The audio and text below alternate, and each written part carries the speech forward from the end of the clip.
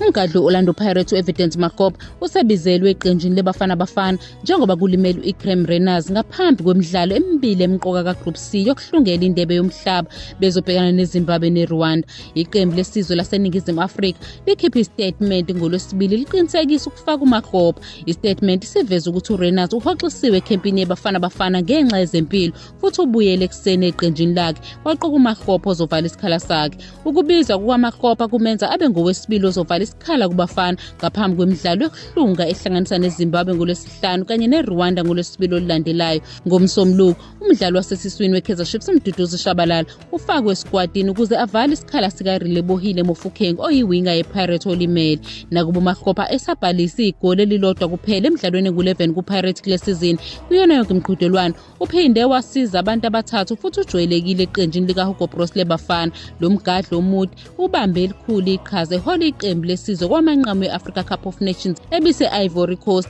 lapho iBafana ithole khona indondo yethusi kungalindelekile. Isikhathi sakhe aqama ngaso kulowo mqhudelwano kwaba ukushaya ngekhanda okunamandla okumangalisayo kula 16 bebhekene nabafinyelela kowandulelo wamanqamu wendebe yomhlaba eMorocco. uMakgoba udlala imizuzu engu-52 emidlalweni wokuqala weBafana ukuhlungela indebe yomhlaba ka-2026 bebhekene neBenin ngoNovemba 2023 futhi nakuba ebesebhentshini emidlalweni owalandela neRwanda akazange abe yingxenye yesikwadi sokuhlungela indebe yomhlaba kusukela lapho. Umdlalo ongena esikhundleni sakhe uRunners ubesefomini eliqinile kuSundowns kule season ehlanganisa amagoli ayisishiyagalolunye emidlalweni engu-12 kuyona yonke imiqhudelwano. uRunners uphinde washaya elinye lamagoli ngesikhathi iBafana ihlula iZimbabwe ngo-3-1 eBloemfontein ngesikhathi kuhlukelwa indebe yomhlaba ngoJuni 2024. Nangaphezu kwefomu lakhe leqembu kanye negoli asanda kulibeka eqenjini lesizwe, uRunners akakasitholi isikhathi esiningi emidlalweni yokuhlunga yakamuva yeBafana njengoba uBros evame ukuvuna umgadli uFoster.